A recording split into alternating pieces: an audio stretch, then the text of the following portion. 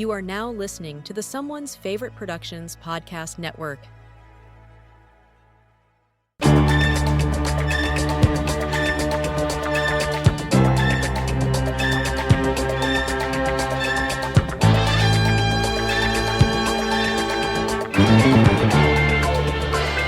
Hello, my name is Stephen R. Bissette.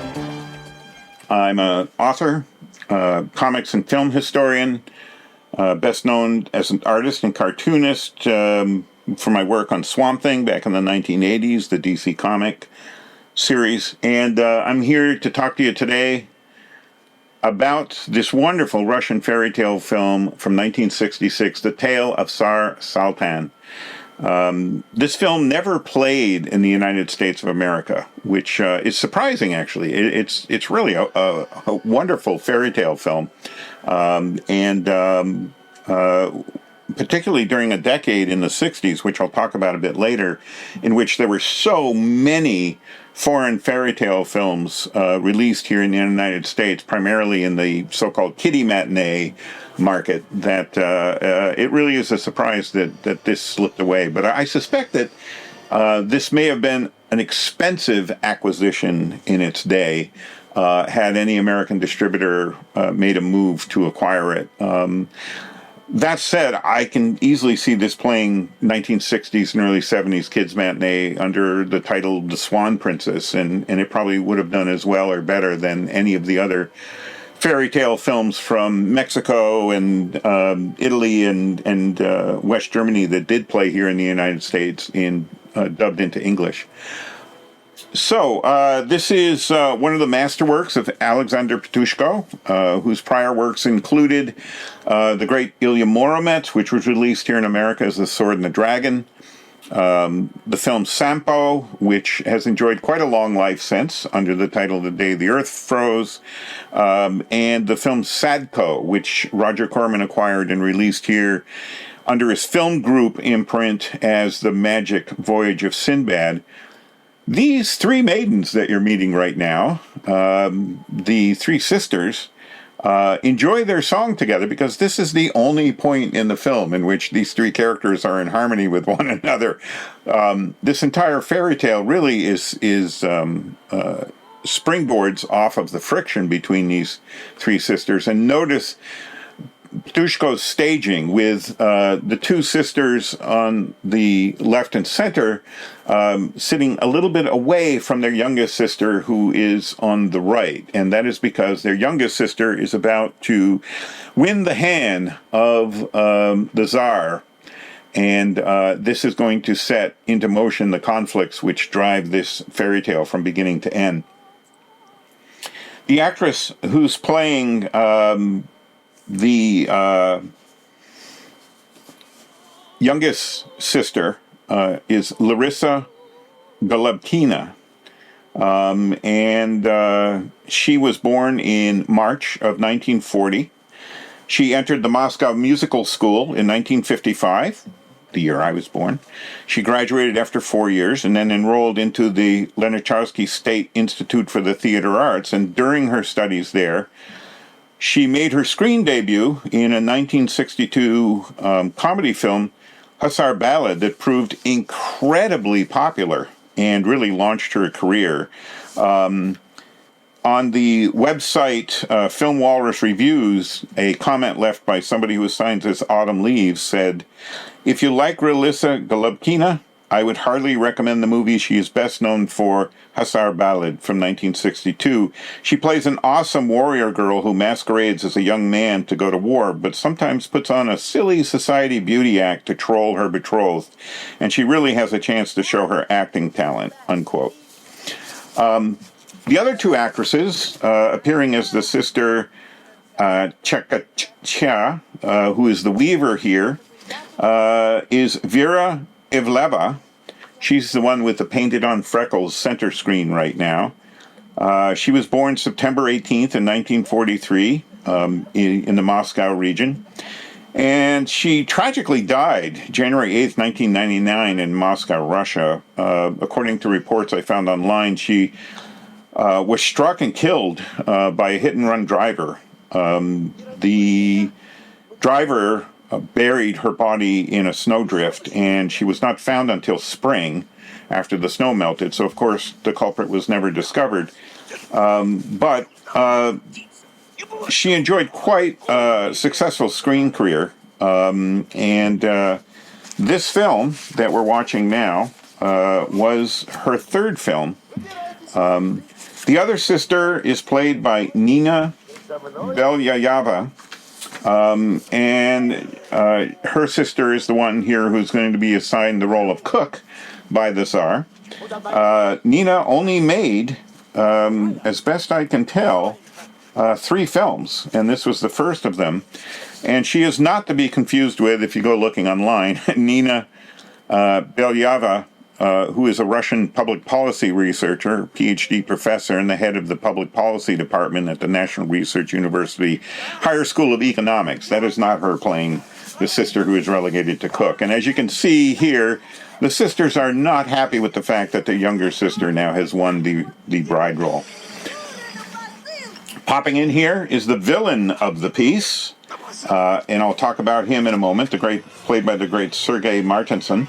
Now, this celebratory sequence, one of the things you'll notice right from the get-go in this film, with the Tsar and his 2 cronies that were outside of the cabin when the 3 sisters were singing, is people celebrate a lot by throwing snow and water into each other's faces. And this gesture of festive happiness is going to take on a whole different spin later in the film when the queen and her son are exiled, and they end up on a magical island where everyone is frozen into stillness. And that gesture of throwing or sprinkling, in the case later in the film, water rather than snow, takes on a magical aspect. Let's talk a little bit about the actor who plays the Tsar Tsaltan, Vladimir Andreev. He was born August of 1930, and he died just recently, just after his birthday, August 29th, 2020. During his lifetime, he was a Soviet-Russian actor, theater director. He was the laureate of the State Prize of the RSFSR in 1980 and the People's Artist of the USSR in 1985. Had won many, many honors and awards, and he died just 2 days after his 90th birthday. He had appeared in a number of films, and those films include True Friends, in 1954, Certificate of Maturity, also in 1954, Good Morning in 1955, Cruelty in 1959, Until Next Spring in 1960, and the title role in this film, Tale of Tsar Tsaltan, in 1966. Costume designer Olga Krichanina talked about the costume that she designed for Vladimir in his role as the Tsar. Olga says, quote, "The Tsar was not some terrible Tsar, but a kindly Tsar, a humane one.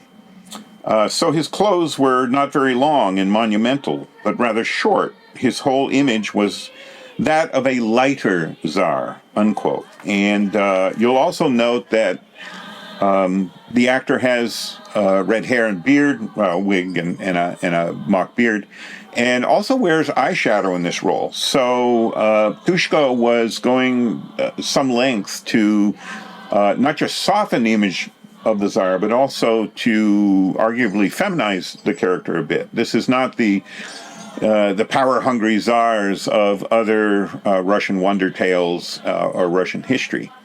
And the love between the Tsar and his queen here is quite genuine. I love these opening moments of the film because Petrushko is very playful about his dramatization of this fairy tale, but he does so borderline ridiculing the characters, but really communicating the innocence of the love between these two. Now, this is a bit of a schism here, because no doubt the reason the Tsar chose this young woman to be his queen and bride is because she's the one who said, right from the get-go, she cut to the chase, I will have his children. And there's nothing particularly innocent about that. But Ptushko goes some way in these opening scenes in making sure that he's portraying the relationship between the Tsar and his queen, the Tsar and the Tsarina, as one of genuine love. Also notice this cat, who does not look particularly happy in some shots in this film. I wasn't going to comment much about that, but, you know, if you're moved to watch the film a second time, perhaps to listen to my commentary track, you can see which shots in which the cat, like, had enough. Like this shot, for instance. But the young kitten, who later becomes an adult cat, is one of the reference points throughout the film. Here, Ptushko counters the true bond of affection and love between the Tsar and the Tsarina with the mounting rage and frustration of the Queen's sisters. These are just classical fairy tale, you know, vengeful sisters, very much in the mode of Cinderella and the like. The Weaver sister here, similarly expressing her absolute rage as she's given the news overzealously of the bedding of the Tsar and his queen.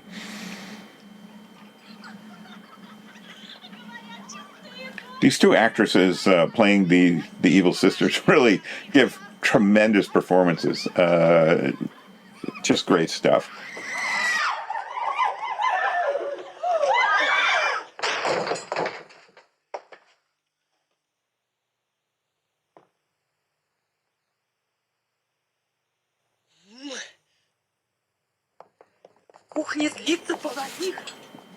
The verse dialogue in this film is true to the source material, and I'll talk a bit later about the source material. Here we are with the kitten in a more restful state. The playing of patty cake here, I mean, this cracked me up the first time I ever saw the film, because when we were little kids, patty cake, bakers, man. Yeah, it was a childhood game, but it was also a euphemism for adult hanky-panky as we got older. But it really remains a reference point of the bond between these two characters, and then the fade out makes it clear, going into the events that follow, that they have indeed sired an offspring. So the patty cake led to just what we thought it led to when we were kids. Okay, the actor here with the red hair and the red beard is the great Sergei Martinson. He's playing here the so-called guardian of the Sultan, although he doesn't really guard the Sultan. He undercuts and betrays the Sultan at every turn. He previously played the monk in Ptushko's film Sadko in 1953. The scheming Mishatichka of Ilya Muromets. Look at these troglodytes. This is fantastic.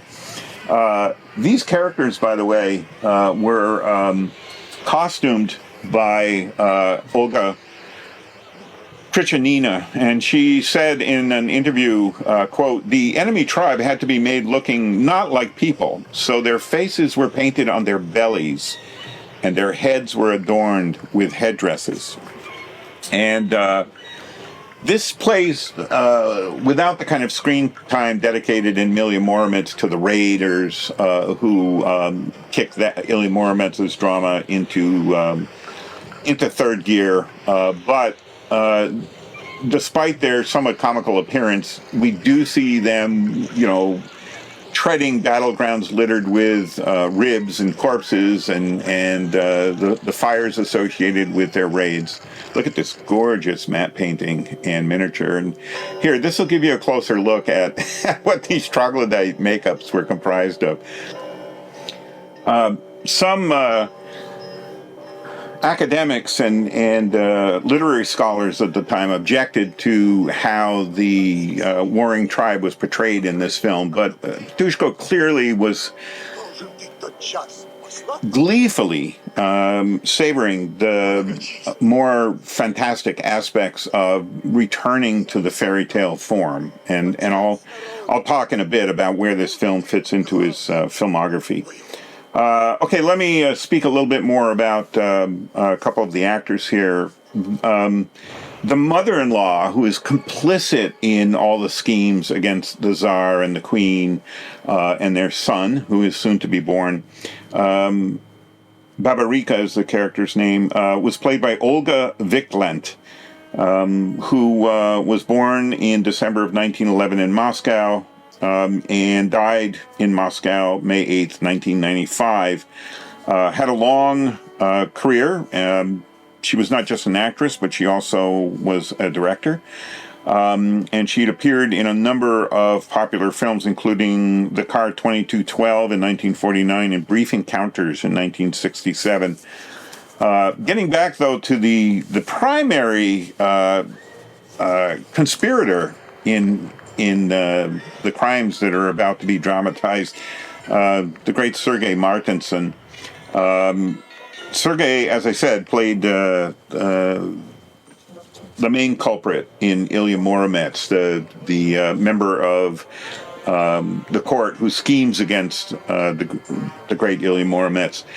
He also played the role of Philip in Scarlet Sails and for Petrushko, and also played one of the four crafty wizards in the fantasy film Petrushko directed right before this, A Tale of Lost Times in 1964. By the way, A Tale of Lost Times was quite an odd film in Petrushko's filmography. It was the only one of his fantasy films that was set in contemporary times. It involved four aging wizards who decide that if they can find four kids who are wasting their time excessively, that they can swap their identities with those kids and thus regain their youth. Consigning the souls and spirits of those wasteful, slothful boys into the wizards' aging bodies. That came out in 1964. As far as I know, it did not play in the United States of America, which is interesting because it anticipates some of the contemporary fantasy films that Disney Studios was doing at the time. Particularly some later films like Freaky Friday, where, a girl and her mother exchange identities, the younger one ending up in the mother's body and the mother ending up in the daughter's body. Getting back to Sergei Martinson, though, he was born February 7th, 1899, and died September 2nd, 1984.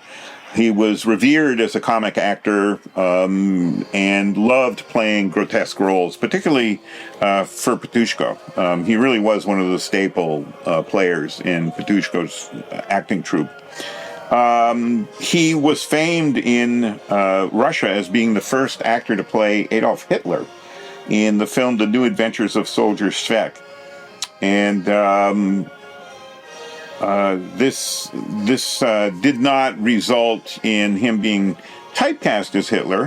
There were some actors like Bobby Watson here in the United States whose careers seemed to revolve around playing Hitler, and Hitler said, well, that's not what happened to Sergei. And he went on to appear in just tons of films. His earliest film was a short, made in 1924. He was in a number of silent films, The Devil's Wheel in 26, entered sound films in the early 30s with The Deserter in 1933.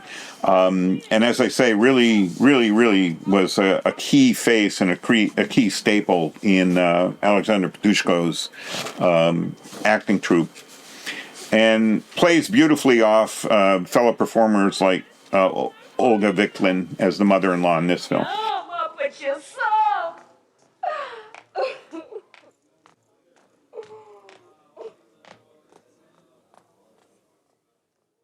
Here we see the remarkable growth of the newborn son of the Tsar and Tsarina. This is typical of fairy tales, folk tales, wonder tales. But I love how Petrushko stages it, and it's a trope that isn't completely out of the blue in Petrushko's filmography. Let's not forget that in Ilya Muromets, the estranged son of Ilya, who is also caught up in the schemes of those who would undercut the hero of the saga. also grew remarkably fast. And, by the age of 8, had the skills and physical abilities of a 20-year-old. But the son here really goes above and beyond that. In fact, his growth is somewhat like the newly hatched Venusian Emer in Ray Harryhausen's 20 Million Miles to Earth. He doesn't go smashing any Roman Colosseums or landmarks in this film, but it's quite amazing.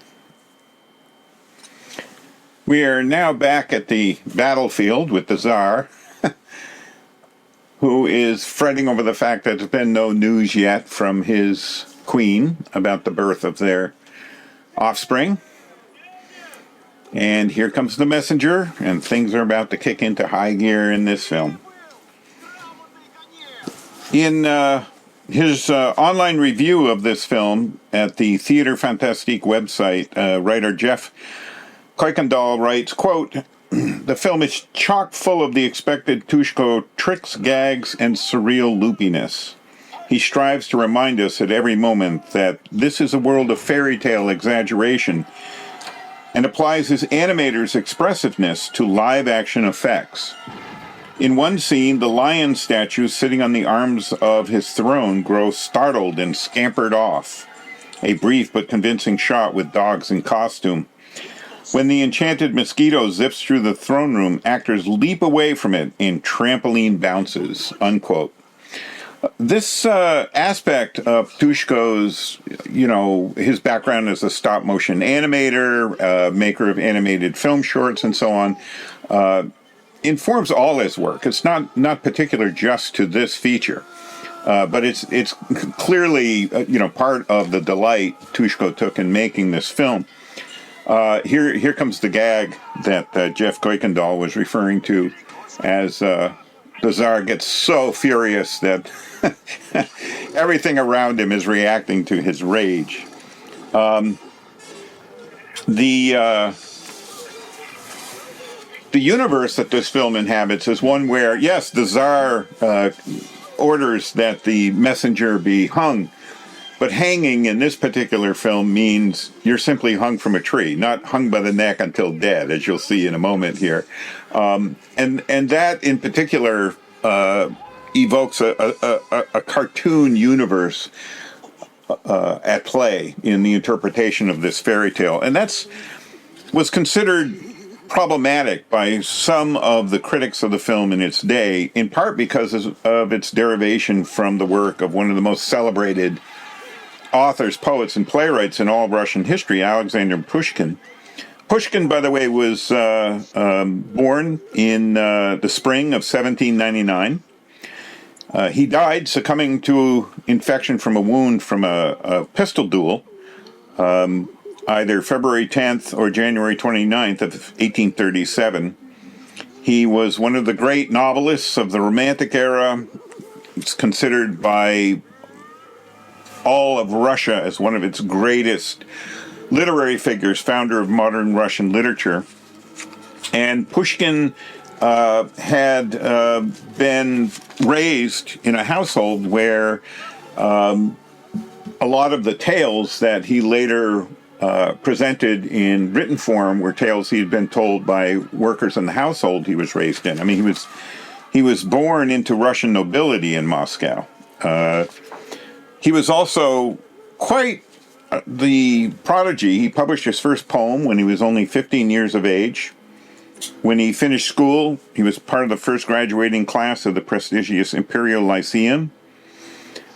And he was recognized as a key figure in the literary scene before he was 21 years old. After school, he plunged into the culture of St. Petersburg, which was just a vital hotbed of intellectual and literary accomplishments. And he published his first long poem in 1820, and that long poem was Ruslan and Ludmila, which is the source for the last feature film that Alexander Petrushko completed before his death. It was the feature film he finished right after this one that we're watching now. There was a great deal of controversy, reportedly, about the subject and the style of Ruslan and Ludmila. in Pushkin's lifetime. And that controversy would extend into the 20th century when Alexander Petrushko decided to adapt Pushkin's first long epic poem. And in fact, the production of Petrushko's last film was delayed for quite a time because it had to clear an entire battery of scholars, experts, and government officials before Petrushko was allowed to resume production on the film. And the fact that Petrushko wanted to embrace the use of dialogue verse, as the dialogue plays out here in the Tale of Tsar Tsaltan, that same approach was going to be used for the film version of Ruslan and Ludmila, contrary to the format of Pushkin's 1820 poem, became quite a problem for Petrushko, but finally he was allowed to proceed. The Tale of the Tsar Tsaltan led to multiple adaptations in the 20th century alone. I'll cite just a few. There's the popular 1900 opera by Nikolai Rimsky-Korsakov, which, by the way, featured a piece of music that most of us know best as The Flight of the Bumblebee, and I'll talk about that in a moment. There was also a traditional animated feature film adaptation of the Tale of the Tsar Tsaltan, completed and released in 1943, and it was directed by the Bromberg sisters, Valentina and Zaneda. That film version of the Tale of Tsar Tsaltan was quite celebrated and popular in its day. The next film version is the one we're watching now from 1966. And in 1984, there was another traditionally line-drawn animated feature film adaptation of the Tale of Tsar Tsaltan, produced in Russia, directed by Ivan Ivanov-Vano and Lev Milchin. Now, some of the visuals in Petrushko's film version that we're watching were shaped in part by the very famous 1905 illustrations for Pushkin's poem that were published in a number of countries. The illustrator was Ivan Bilibin, and the associative link between Bilibin's illustrations and Pushkin's fairy tale poem was pretty indelible, to the point where all the animated versions that I've mentioned, as well as this live-action version, we're calling back to it. We're referencing it. There's a number of elements of Pushkin's adaptation that were altered for this film that we're watching. There's a repetition typical of fairy tales and folktale. There's a repetition, usually repetitions of 3, that Pushkin consolidated for this feature film adaptation. For instance, later in the film, the son of the Tsar and Tsarina, he's a young boy here in this shot, is being consigned to the barrel,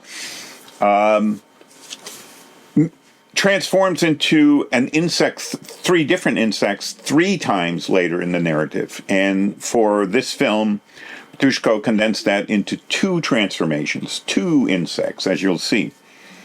As Deaf Crocodile mentioned in his online review of this film, concerning this sequence, quote, "The Tsarina and her perfectly healthy, albeit fast-growing son, are placed in a barrel sealed with pitch and then thrown into the sea, a scene reminiscent of Clash of the Titans," unquote.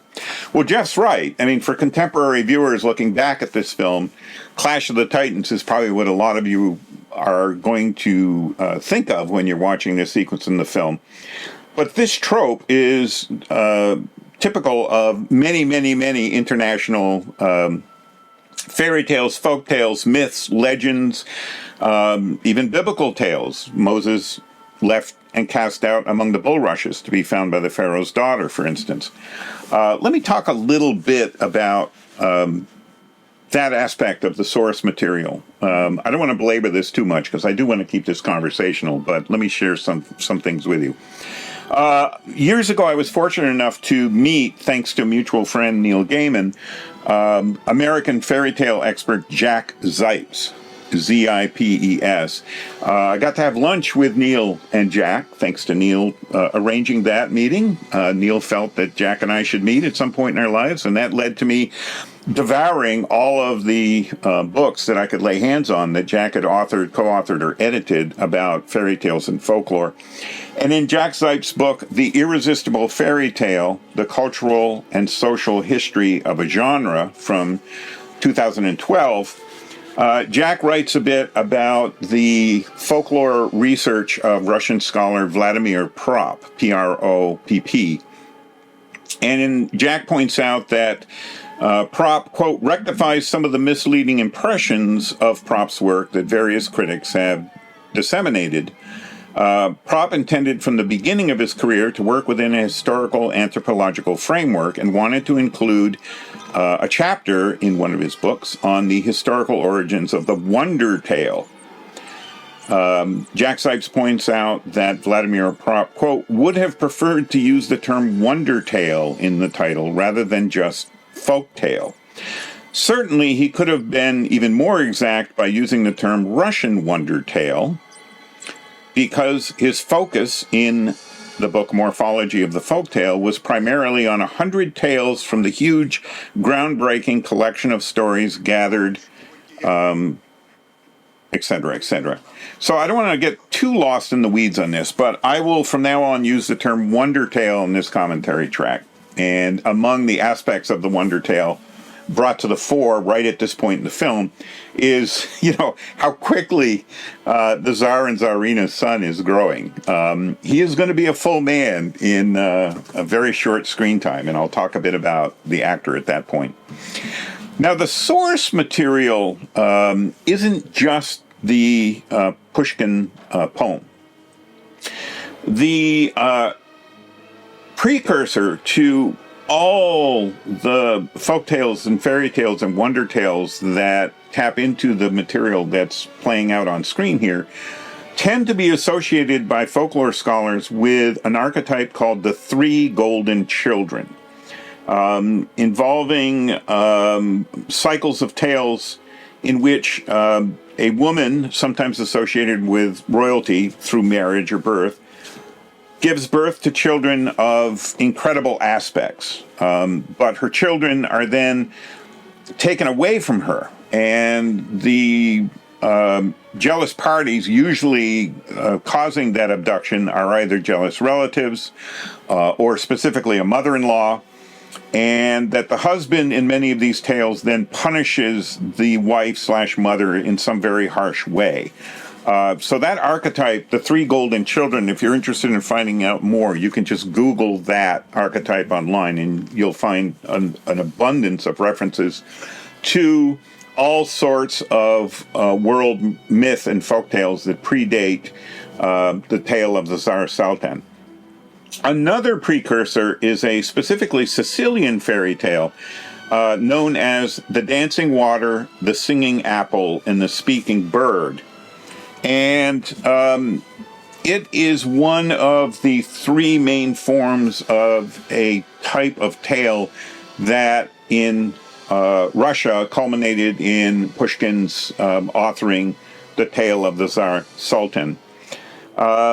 There are a number of variations. There's a European and Eastern European version of the tale that focuses on the quest for these magical items. And as you'll see shortly, there are magical items that are part of this version of the tale. There is also what some scholars refer to as the Slavic form, or the East Slavic form, where the mother and son are cast away in a barrel, and then the son or the sons build a palace for themselves and their mother. And that is what informs the tale of Tsar Tsaltan. And then there's a third variant, which I won't dwell on, but I just want to make you aware of, in which the son or the sons are buried in the ground, and they go through a cycle or sequence of transformations, usually going from vegetable to animal and then to human again. And one of those popular forms is known as the boys with the golden stars, etc. And again, I don't want to get lost in the weeds on this, but I did want to point out that there were different precursors to the Tale of Tsar Tsaltan other than the Pushkin poem that Patushko is adapting here. The tale of the Tsar Tsaltan, as it was transcribed by Pushkin in particular, is very close to what we're seeing on screen here. The big difference is that the Prince Gwydion, who you're about to meet in his more adult incarnation, is established on a magical island that the Swan Princess creates for him. And he transforms himself first into a mosquito in order to go back and visit his father's court. Велел боярам, времени не тратя даром, и царицу, и приплод тайно бросить в бездну.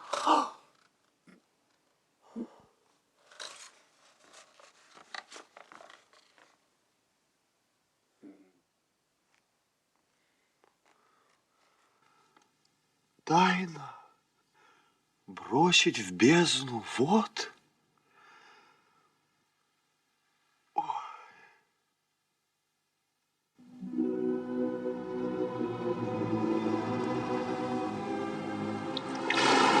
He's never met his father before, so he's transformed into an insect so he can fly back. Here he is now, full-grown man, and I'll talk about this actor in a moment.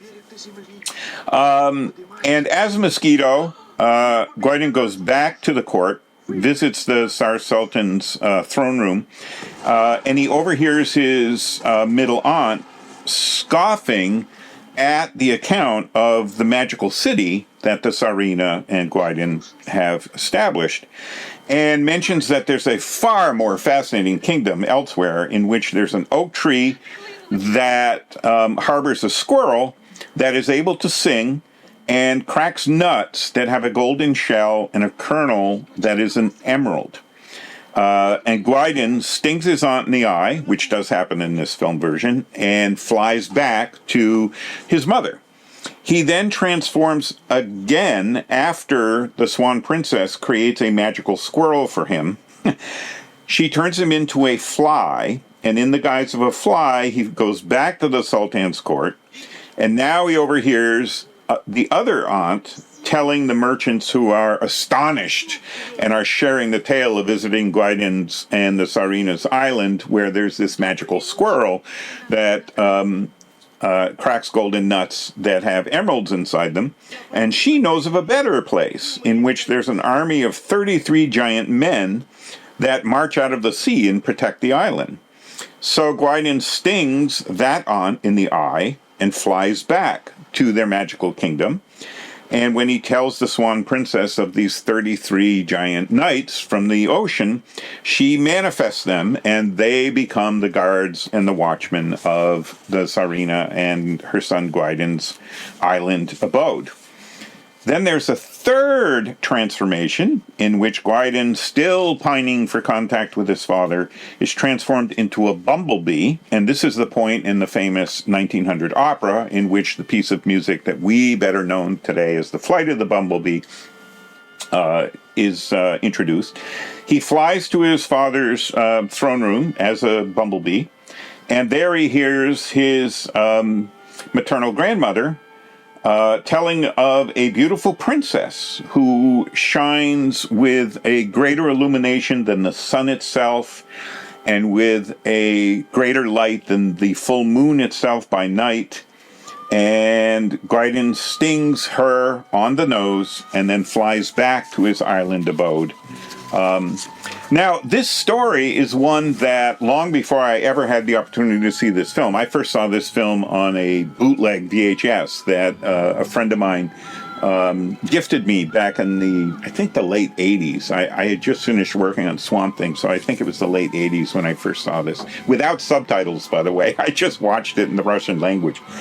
But I knew the story. I did some backtracking, and it turns out I read a prose version of Pushkin's account in a book called Russian Wonder Tales that was published in 1917. My local library in Waterbury, Vermont, had a copy of that book in their stacks, and it took a little digging, but I found that the prose version was written by an American author named Post Wheeler. And that's where I first read of this fairy tale. And it's time for us to meet the Swan Princess. Here she is. Now, this moment where I'll refer to him now as the prince, Tsarevich Gaidin, the prince, our hero at this point in the story, meets the Swan Princess. You know, the moment where he rescues her, where she's in her bird form as a swan, from a predatory raptor, a kite in this story, is the species of bird, recalls a moment in the complete Russian version of Sampo, in which the hero of Sampo rescues a bird that's about to be attacked by another raptor, a hawk. And that becomes a vision that hero has of the plight of his beloved, where he sees that she is a captor of the witch, Lohi. Here, it plays out very differently. The imagery is similar. And again, there's very, very many reference points to Ptushko's earlier films and his last film when you see Tsar Tsaltan within the context of his work. Let me talk a little bit about the performers. The prince is played by Oleg Vidov, who was a Soviet Russian-American actor. He was also a film director and a film producer. Born June 11th, 1943, passed away on May 15th, 2017. Oleg appeared in over 50 films, and his film career began in 1961. He became a refugee from his native Soviet Union, granted U.S. citizenship, and then became a naturalized American citizen later in his life. His first role was an episodic role in a teen TV drama called My Friend Kolka back in 1960. And that led to him taking acting lessons and courses. While he was a student, he began acting in feature films, including The Blizzard and An Ordinary Miracle, both of which came out in 1964. And he graduated from his acting studies in 1966, continued his movie career, was noticed by foreign film directors, and was given permission to perform for films that were made in Denmark, Sweden, Iceland, and most famously, the feature film The Battle of Neretva, which was a co-production of Yugoslavia, Italy, West Germany, and the United States. He also joined the Soviet Italian-American production of Waterloo in the 1970s. And in 1970, Oleg met and married the actress Natalia Fitotova. And according to the most popular version of what went down with them, even though she was the daughter of a very powerful KGB general, the history of this couple was became a source of scandal, and Oleg filed for divorce in 1976. And because his ex-wife had the KGB affiliation through her father, the Russian authorities began to ruin the actor's career. He stopped getting roles.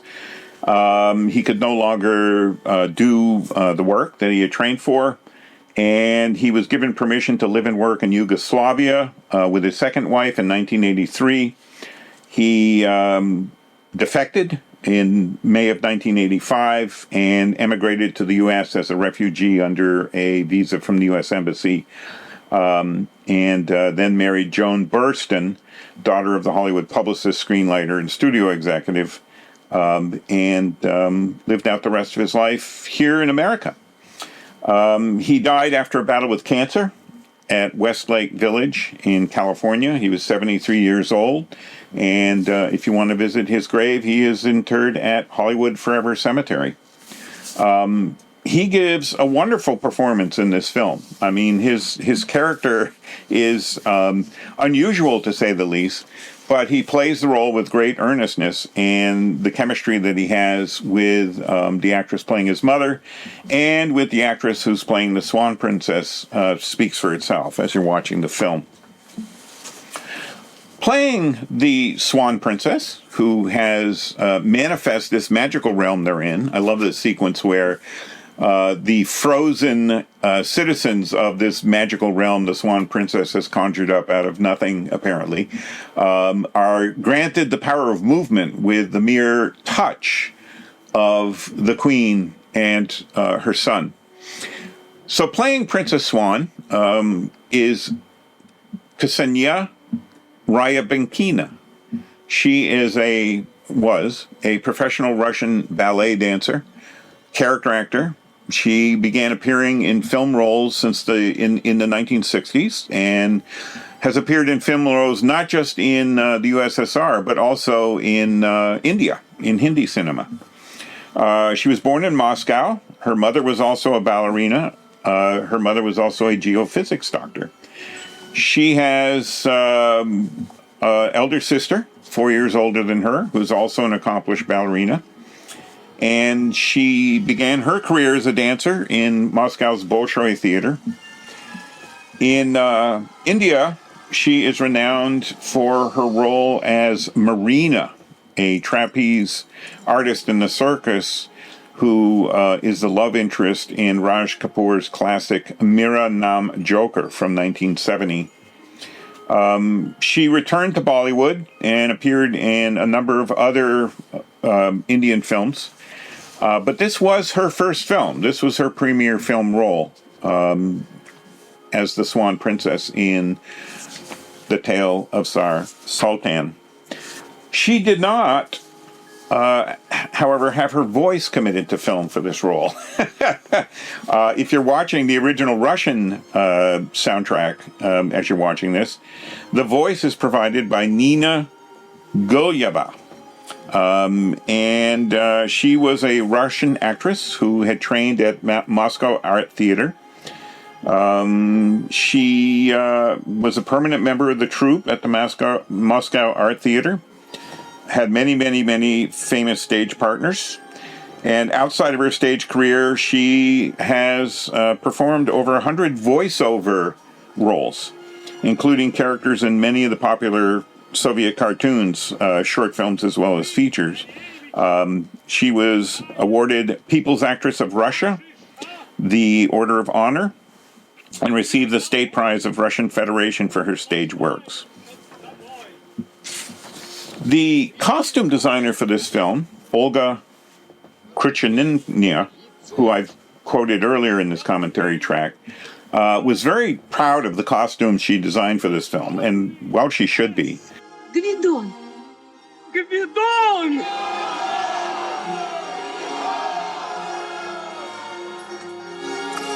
Посмотри на наше чудо, что и другим иметь не худо. Глянь, как белочка при всех золотой грызет. Орей! Oh, let's pause for a moment and admire this mechanical squirrel. You know, this kind of effect is mocked by Western viewers, but this is a really delightful sequence in the film. And it's anticipated by some of the mechanical artificial woodland characters that popped up in Ilya Muromets. Particularly when Ilya's bride is weaving the magical tapestry that is going to keep him fed during his long imprisonment. she is shown working in the forest with all of these forest animals attending to her. And the mechanical squirrel here in Tsar Tsaltan definitely is in the mode of some of those magical creatures from Ilya Muromets.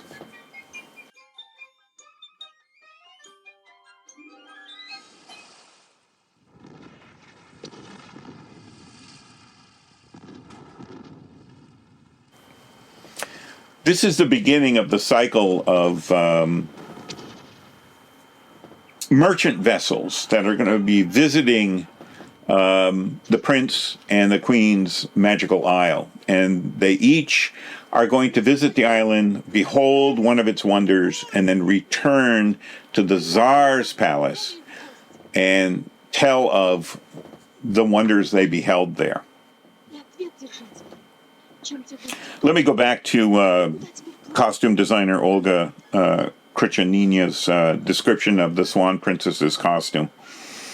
Olga said, quote, since the princess comes from the sea, she's all light, resembling a bird.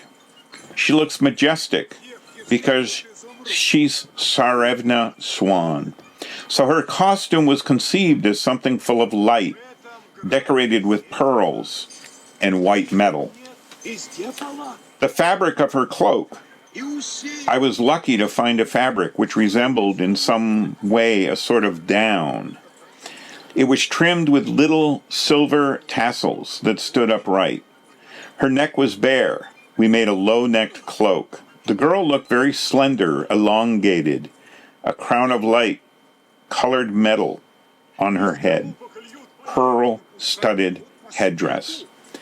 And Olga is speaking there specifically not just of the costume that the Swan Princess wears from the moment she materializes in her human form, which we witnessed a few moments ago, but specifically the costume she wears at the end of the film during the climactic dance, which we'll be getting to in due course.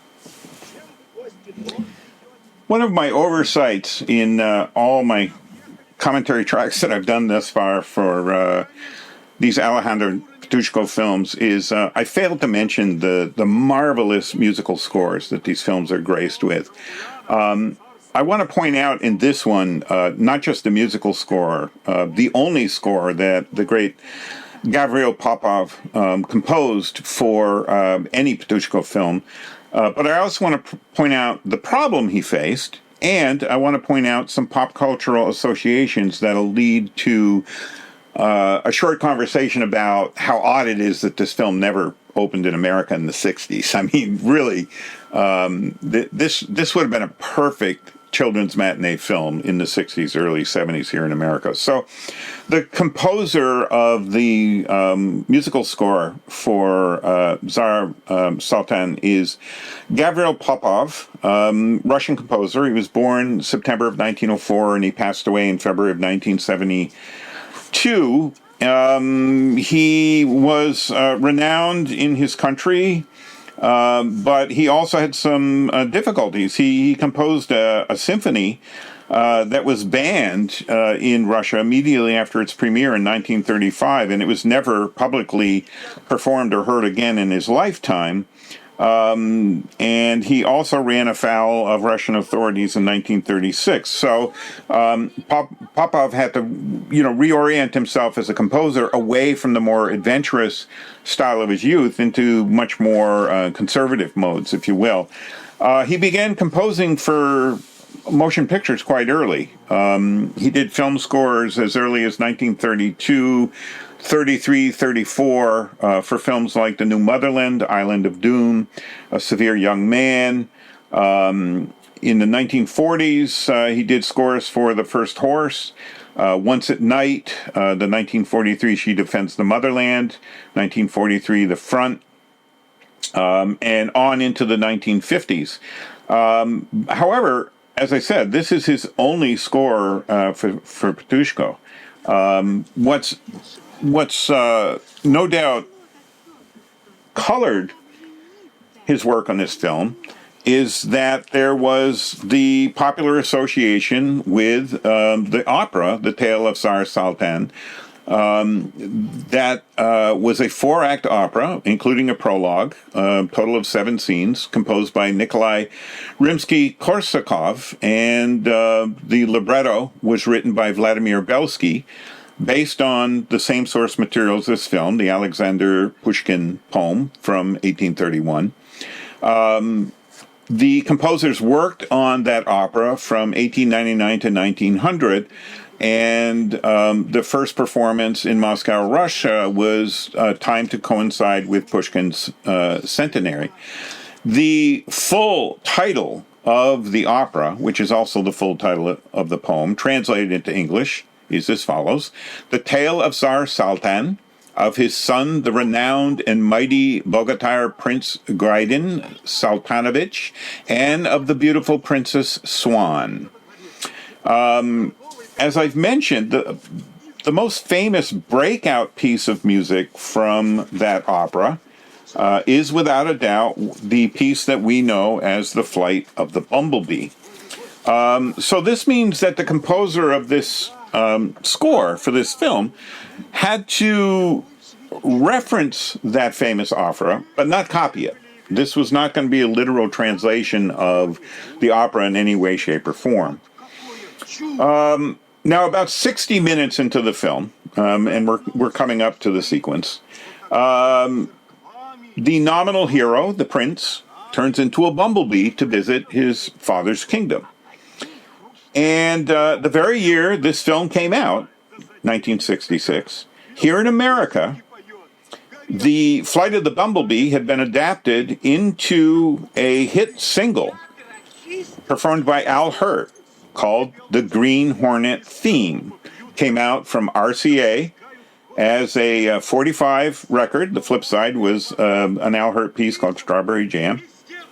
And that was the musical score for the brand new 20th Century Fox TV show on ABC, produced by William Dozier, who had a huge hit that very year with Batman on ABC TV. Now, The Flight of the Bumblebee has had its own long lifespan, apart from the association with the Green Hornet. And it popped up in Charlie Chaplin's original score for his 1925 The Gold Rush, as the tramp is trapped in the cabin, which is about to plunge off a cliff. The radio program The Green Hornet, which premiered in 1936, adapted The Flight of the Bumblebee into its theme song, and that's the variant that was picked up and used for the 1966 TV show.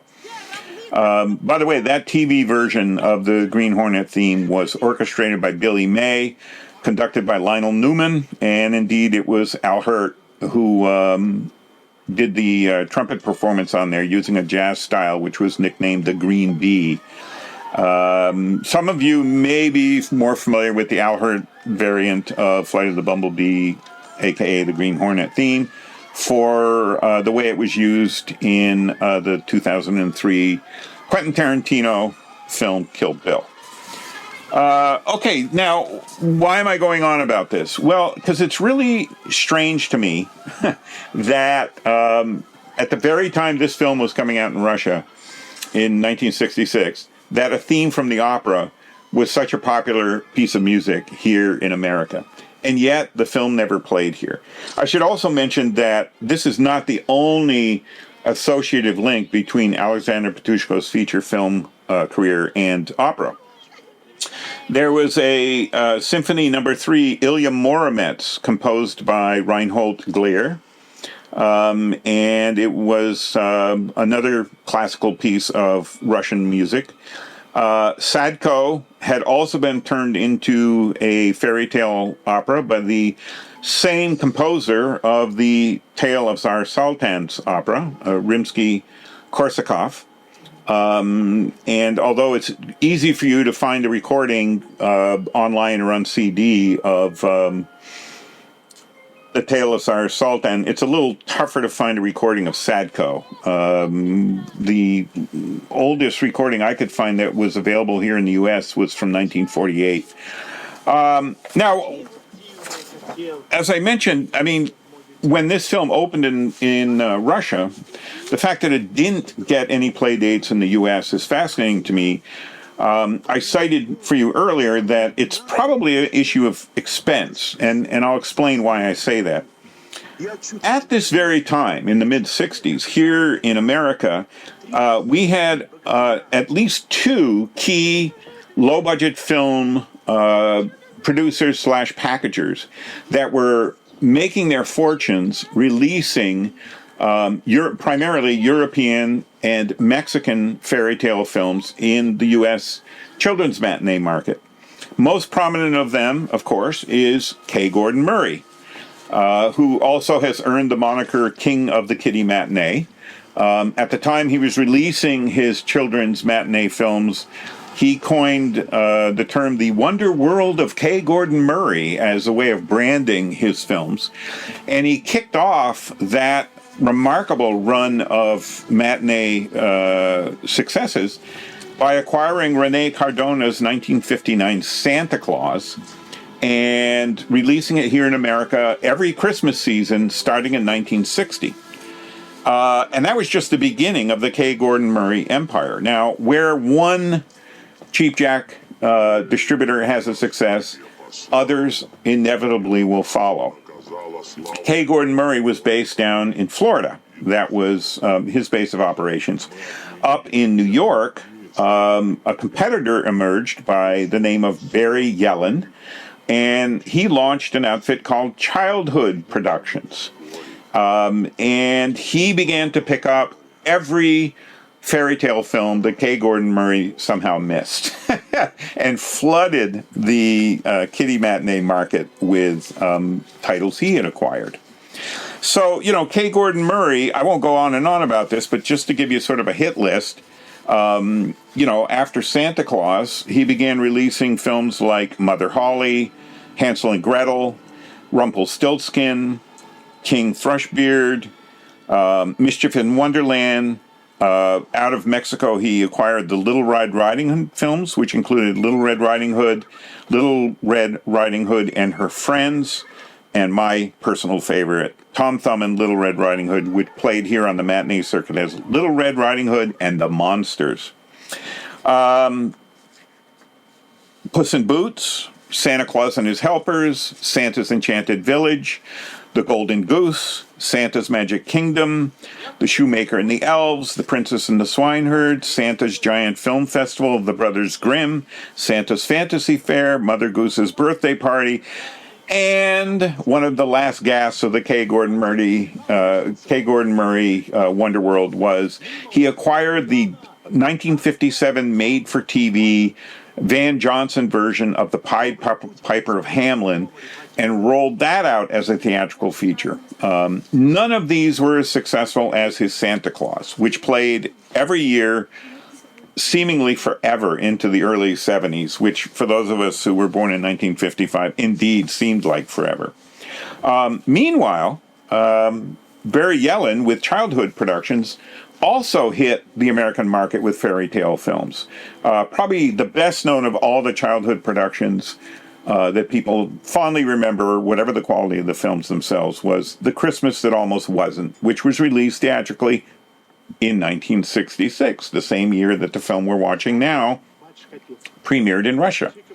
Childhood Productions also released their own live-action acquisition films of Snow White, Hansel and Gretel, Cinderella, the German Puss in Boots, Aladdin and His Magic Lamp, Tom Thumb, Pinocchio, Alice of Wonderland in Paris, The Brave Little Tailor, Seven Dwarfs to the Rescue, Sleeping Beauty, Snow White and Rose Red, The Bremen Town Musicians, The Goose Girl, and again, a film that makes me wonder why this film we're watching didn't play here. Childhood Productions released Dr. Coppelius, based on the popular operetta. These children's matinees were quite successful in their day. Despite the low rentals that were charged to the theaters, they had very aggressive promotional schemes that theaters were not just encouraged, but in some cases required to use, and they proved quite successful. Ultimately, K. Gordon Murray, after releasing over 50 films in a span of less than 15 years, had problems with the IRS, and the IRS seized his films. That's what removed the Wonder World of K. Gordon Murray from circulation in the theaters. K. Gordon Murray was going to take the IRS to court to try to reacquire his film library and to try to get some kind of legal redress, but he died of a heart attack at the age of 57 on December 30th, 1979, and that was all she wrote for K. Gordon Murray. I had mentioned during the earlier portion of this commentary track that Roger Corman had acquired a couple of the Petrushko films to release here in America. And this is why I mentioned that Mosfilm, the producer of Tale of the Tsar Tsaltan, was probably asking for a fee for American distribution of this film that was impossible or unlikely for the likes of K. Gordon Murray to lay out for this film. There's also the problem of the track record from the prior Petrushko films here in America. Almost all the films that K. Gordon Murray and Childhood Productions acquired to release here in the United States in the 1960s were older films. Some of them as old as the early 1950s, films that have been produced in West Germany throughout the 1950s, films that have been produced in Mexico in the late 50s and early 60s. And those films were very cheap for an outfit like K. Gordon Murray's to acquire the rights to dub, edit, and release here in America. Petrushko's earlier Wonder Tale films, his heroic fantasies, Sadko, Sampo, and Ilya Muromets, also were quite dear in terms of what Mosfilm was asking for American distribution rights. And if any of you are interested, I go into exhaustive detail in my commentary track for both Sampo and Ilya Muromets about the machinations of the American State Department, the USSR film studios, and the attempts to interest any American distributor in these films to be shown in the U.S. And an obvious hurdle for most of you would be this was during the Cold War. And releasing a film like this in America and tagging it as being Russian in nature would have instantly blighted any chance of box office success or interest. A lot of theater owners refused to show Soviet films here in America, particularly in the 50s and early 60s, and that did not begin to thaw until the success of the Dino De Laurentiis, Carlo Ponte production of War and Peace in the mid-1950s, which was not a Russian film, but it was clearly derived from a Russian literary classic. And you can bookend that with Mosfilm's major release of 1966 and 1967, which was their production of War and Peace. In particular, at the time that Mosfilm had completed and was releasing the Tale of Tsar Tsaltan in Russia, they were bringing international attention to other more realistic films that they had produced. The films that Mosfilm was happiest to promote and talk about in the mid-60s were films like The Chairman from 1965, Lenin in Poland in 1966, their film epic War and Peace in 66-67, The Iron Stream in 67, The Contemporary in 1968, and so on. This film was not a film that Mosfilm would have been heavily promoting to interest from foreign distributors. In fact, when I did some digging into back issues of Soviet film, the July 1967 issue of Soviet film, which was number 7 of that year, if you go looking for a copy online, was an entire issue dedicated to the 50th anniversary of the Soviet state. And what they focused on were the more socially realistic films that have been produced in the USSR. Tsar Tsaltan did get a cover spot on either a 1965 or early 1966 issue of Soviet film.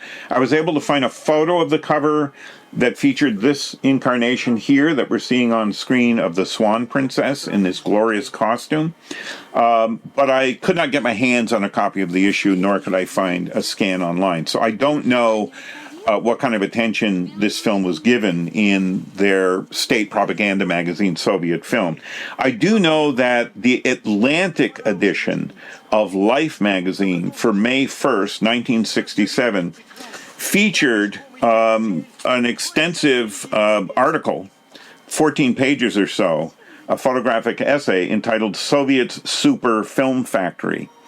But the primary film they were featuring was War and Peace. In fact, that film was featured on the cover of the Atlantic edition of Life magazine. When I say Atlantic edition, I mean it's not the edition that was sold here on American newsstands. It's the edition that people overseas would have purchased of Life magazine. I found a copy from a British dealer, and that was the May 1st, 1967 issue. That oversight of Ptushko's work continued throughout most of his lifetime. In fact, as I've mentioned in earlier commentary tracks, the only references to Ptushko's body of work in any of the English language books on Kino cinema, on Russian film, that were available to me or any American reader into the 1970s almost never mentioned Ptushko, and if they did mention anything by Alexander Ptushko, it would only be for The New Gulliver, his first animated feature, which is indeed the first animated feature film of the sound era anywhere in the world, and perhaps for The Stone Flower, as, you know, the first color Russian feature film that won international distribution and did play here in the U.S. It's only more recently that these films have gotten any attention, including any attention from the growing body of academic textbooks and books about fairy tale films. My friend Neil Gaiman had introduced me to Jack Zipes, as I mentioned earlier, Jack Zipes being probably America's premier folklorist and fairy tale experts. Among the books that Jack has edited is a book entitled Fairy Tale Films Beyond Disney, International Perspectives, which was published in 2016. And there's an entire chapter in that book entitled To Catch Up and Overtake Disney, Soviet and Post-Soviet Fairy Tale Films by Marina Belina and Birgit Bumers.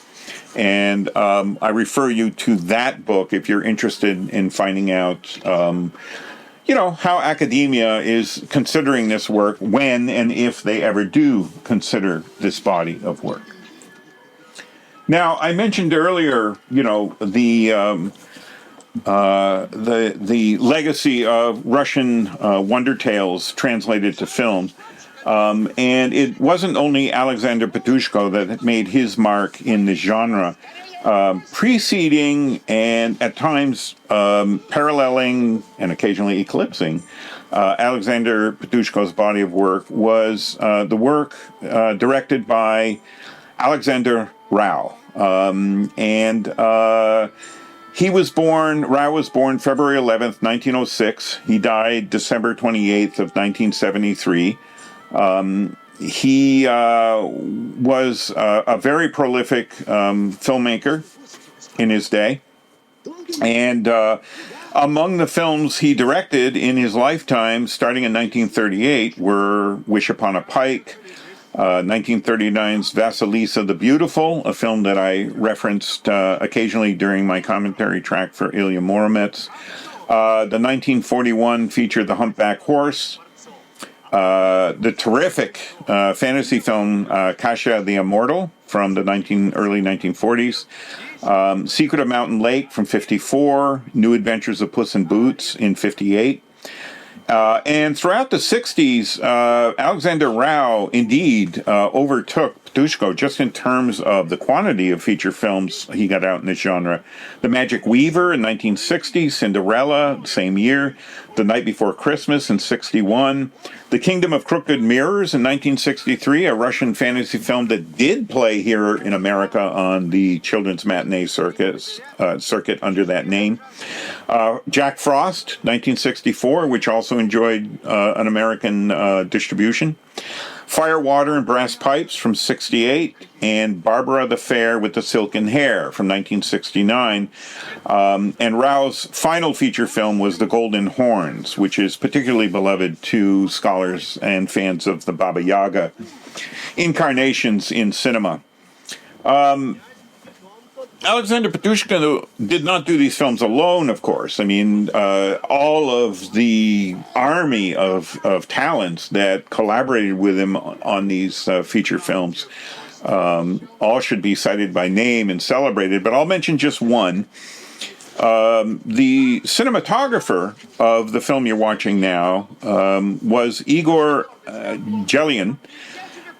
And Igor not only was the cinematographer on this film, but he also was the co-screenwriter, which suggests a far more organic collaboration between director and cinematographer than would have been traditional at that time in any film industry, particularly in this genre. And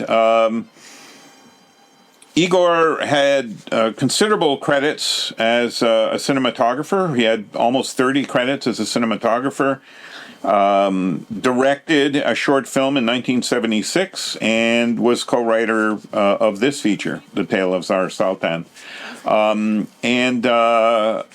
This speaks to why the visual narrative of this film is so rich. I mean, this really was a powerful collaboration between director and cinematographer, not to mention a production designer, set design, the remarkable costumes throughout this film, and so on. However little attention Ptushko's work may have received in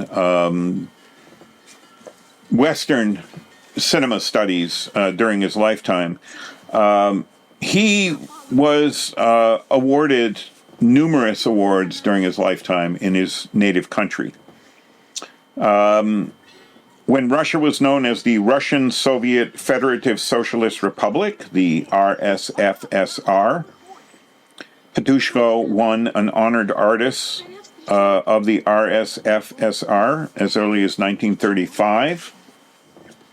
He was awarded People's Artist of the RSFSR in 1957, People's Artist of the USSR in 1969, the Stalin Prize of the First Degree in 1947. That specifically was for his accomplishment with the feature film The Stone Flower. 2 Orders of the Red Banner of Labor, the Order of the Badge of Honor, Medal for Valiant Work, Medal for Valiant Labor in the Great Patriotic War of 1941 to 45, and numerous international film festival awards, including the Venice Film Festival Prize for The New Gulliver back in 1934, the Cannes Film Festival Jury Award for his color work on the feature film Stone Flower in 1946, the Silver Lion Prize in Venice for Sadko in 1953. The honorary diploma was given in Yugoslavia to Ptushko for his film The Golden Key in 1956. He also was given an honorary diploma at the Edinburgh Film Festival for Ilya Muromets in 1958. And special film festival awards at Gottwald, which was a director's prize for The Tale of Lost Time in 1965. Leningrad Film Festival Prize for this film we're watching, The Tale of Tsar Tsaltan in 1968.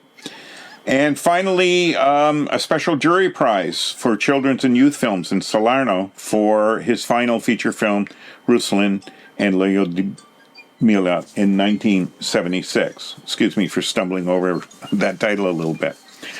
We're arriving at the climax of our film, And one of the things that I want to mention is that after his death, Petrushko was given another form of praise and attention in his home country. One of his collaborators shot a special commemorative feature celebrating Petrushko's body of work, and that was a film called Fairy Tale World of Alexander Petrushko. It was shot by Alexander Zakharov, who worked as a second director with Petrushko on a number of his films. And that film is one that you can find as a bonus feature on some of the Russian releases of Petrushko's feature films. It's a half hour in length. And the Fairy Tale World of Alexander Petrushko features clips from many of his films, including this one we're watching. But it opens with a quote from the non-Wonder Tale film, Crimson Sails, that Petrushko directed at the beginning of the 60s. There's a character named Captain Gray, who at the end of Crimson Sails says the following: "I have realized that miracles should be done with our own hands. If someone's heart is craving for a miracle, give it to him. That person's heart will be revived, as will yours." Unquote. Now, in that short film celebrating Petrushko's work, that is the quote that opens the film, but I put it to you that that quote from Captain Gray at the end of Scarlet Sails, a.k.a. Crimson Sails, speaks very clearly to Petrushko's own philosophy as an artist, as a man, as a human being, as a filmmaker. And it's one of the reasons that I am so overjoyed that this body of work is being brought to a new audience via these wonderful Blu-ray transfers that Deaf Crocodile and their partners have undertaken. This is a body of work that, sure, it can be ridiculed today, and just as Mystery Science Theater has famously made mockery of one of Petrushko's earlier films, Sampo, in the form it was dubbed, cut, and released here under the title The Day the Earth Froze. But there's a great deal to savor in the 21st century in Petrushko's body of work, including the fact that in the pre-CGI era, before computers began to dominate and completely reshape everything about cinema, how films are made, how films are exhibited, Petrushko was doing this work in a handcrafted way. He and his creative partners were creating before the camera all of the illusions. This entire magic reality that we're savoring was something that was crafted by hand, by artisans, by craftspersons, by artists, for your enjoyment, for your entertainment. And it is wonderful that this has lasted into the 21st century. This climactic dance coming up from the Swan Princess is an artifact of not just the Wonder Tale films, but also almost all fantasy films from the 1930s to the present. Most of the major fantasy films, including the Arabian Nights films, the faux Arabian Nights films, the fantasy films created by the partnership of Ray Harryhausen and Charles Schneer, the Pepla films out of Italy featuring the heroes Hercules, Maciste, Ulysses, and so on. All those films, including Petrushko's own films like Ilya Muromets, featured these kind of dance numbers, and it's very appropriate that this film concludes with this wonderful dance number from The Swan Princess. Before this dance ends, before the final patty cake between Tsar and his queen reunited, I'd like to dedicate this commentary track to two real-world swan princesses who sadly are no longer with us. I'd like to dedicate my conversation with you to the memory of Donna Lucas, who lived from 1955 to 2022, and Ivy Ratafia, who lived from 1960 to 2022. They were very, very dear friends, and they are sorely missed. Donna loved the Oz books, and Ivy loved the Disney classics, and they loved their husbands, Tim Lucas and Scott McCloud, and I want to dedicate this commentary track to them. I also want to extend thanks to Deaf Crocodile's co-founders, Dennis Bartok and Craig Rogers, for inviting me in. To Alan Upchurch, who wrote the first definitive English language overview of Petrushko's work, which Tim Lucas and Donna Lucas published in Video Watchdog, and which is included as a bonus feature in the booklets with the other Deaf Crocodile Alexander Petrushko films. I hope you've enjoyed this presentation of Tale of the Tsar Tsaltan, and I hope that my time spent with you is added to your enjoyment of the film, and that it will prompt you to check out the other works of the late, great Alexander Petrushko.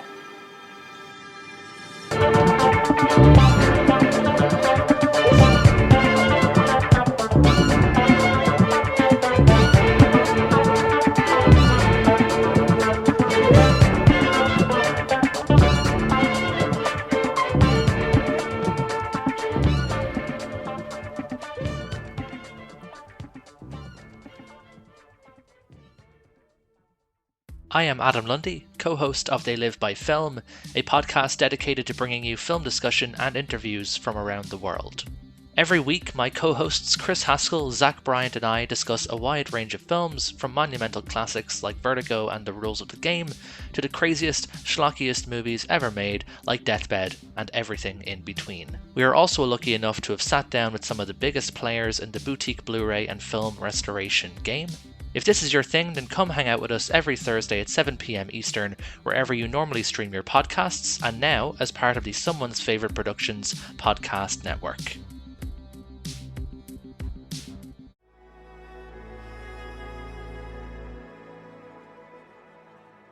Thank you for listening.